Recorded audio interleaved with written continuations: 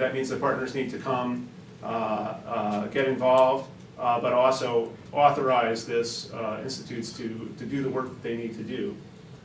So we describe it as a freestanding institution. It might sit for administrative purposes within a university. It might be associated with the university to make sure that the payroll can be done properly. But we imagine it basically being autonomous, having its own board of directors that represents the membership, and especially represents the industry members. So we think that industry should be the driving force in setting the agenda, but that needs to be balanced by the other stakeholders in manufacturing innovation. The fourth principle, this should be a bottom-up process. What are the right ideas to fund? Well, I don't know. I don't think anybody in this building knows. I don't think the resident of 1600 Pennsylvania Avenue knows. In fact, we have some folks on the panel who might know a little bit more. But the ideas need to come up from the bottom. I heard a couple of presentations last week from senior industry leaders, one from Ford, talking about lightweighting automobiles. They're being driven by the rising mileage standards, and there's a need for tremendous innovation in that industry. That might be one idea. We heard from GE talking about real-time optimized manufacturing. That is, you now have the potential to put sensors on every machine, every energy and material flow in your factory. Well, in fact, they're doing this, but they have no idea what to do with the data. All the data, they said, goes into a database, and there it sits. So there's an opportunity to take advantage of that. Now, I'm not a manufacturing expert. I don't know if that's the right area. We'll maybe hear some ideas from our panelists here. But the ideas need to come from industry, and then I think the government can run a program, as it began to do with the additive pilot, to sort out which are the best ideas, to draw on expertise across the federal government. There's a lot of manufacturing expertise in the federal government, in DoD, as Rob mentioned, in energy, in commerce, and particularly in NIST. We identify NIST as the lead agency for this effort, as it has been so far. NIST is the only part of the federal government that has manufacturing competitiveness or industrial competitiveness as its mission. It's kind of in its DNA. If you go back to its founding as the Bureau of Standards in 1903, that's what it was founded to do. So while there are a lot of interests in the federal government in manufacturing, and we would like to see other agencies participating in selecting and supporting the institutes, we think NIST should be in the driver's seat. And then this program office would also have the responsibility for making sure that the whole is greater than the sum of the parts. So we have the institutes that are the primary movers of this program, but they should be sharing ideas, whether it's about how to run themselves, what the best way to manage intellectual property is. There's going to be ideas that come out of the institutes that can be shared, and the program office would have responsibility for that. All right, so now the part that we've all been waiting for, the money. I think the biggest concept here is that industry should be invested in these institutes. They're going to have to use the products, as I mentioned. It's important that they bring their best ideas, and in many cases actually bringing people to these institutes so that the transfer of ideas is smooth between what's generated by the institutes and what happens in the factory. And I think the way to get that engagement is to have investment. So we propose that 50% of the institute cost be funded by industry, and this is going to vary from institute to institute and from industry to industry exactly how that's composed. Some of that might be in-kind resources where they share people or share equipment or share facilities. Some of it, that second bullet should actually be indented a little bit. Some of it might be for specific projects, and some of it should be for supporting the institution as a whole. The federal government has a role to play here. We've been debating amongst ourselves as to whether it should be an ongoing role, as it is in Germany with the Fraunhofers. The federal and state governments both play an ongoing role in funding those institutes, or whether it's possible for these institutes to make their way to a sort of self-sustaining mode. But we suggest in any case that the federal investment probably be front-loaded, right, to build it up, create the facilities, and then industry support should pick up over time. It's really important for the states to be involved in these institutes. Many of the benefits will benefit particular regions, although I think the institutes as a whole should serve the nation.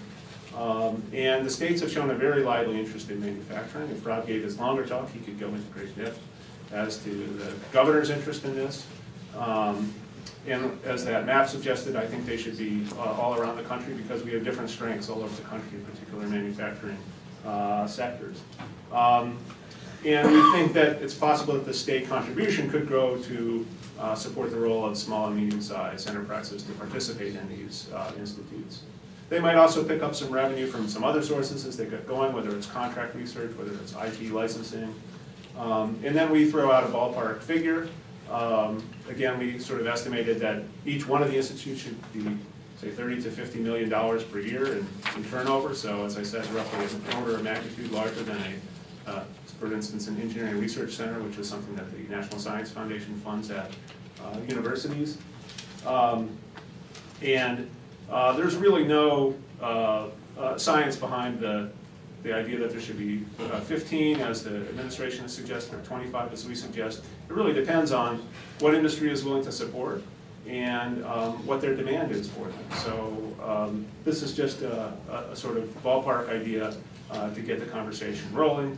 We haven't proposed a specific funding source. I think we'll leave that to Capitol Hill to figure out.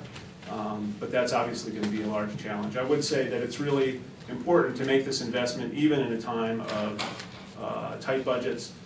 It's something that's going to pay off down the road. And so even given the constraints that we're going to be under, I think it's a very worthwhile new start.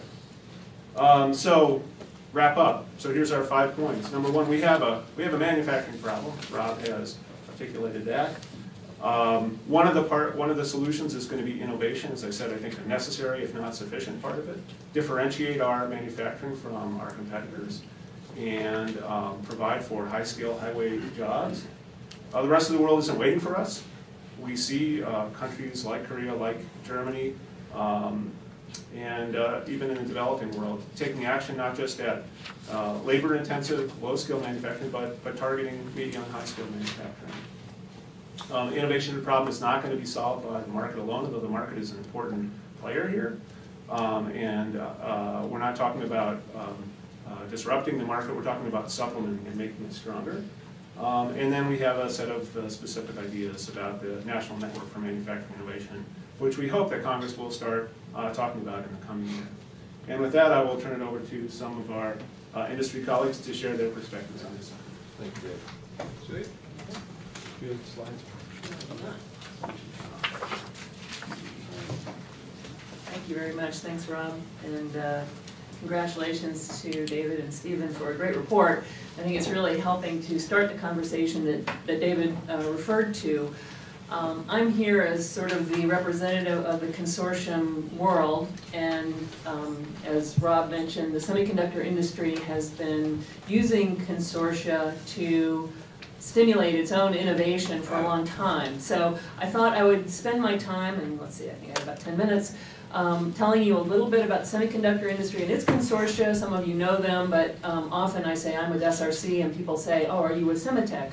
No, I'm with SRC. So there are multiple consortia, and I'll explain them a little bit, and then I'll offer a few thoughts and lessons learned that might benefit the NNMI if we make it successful.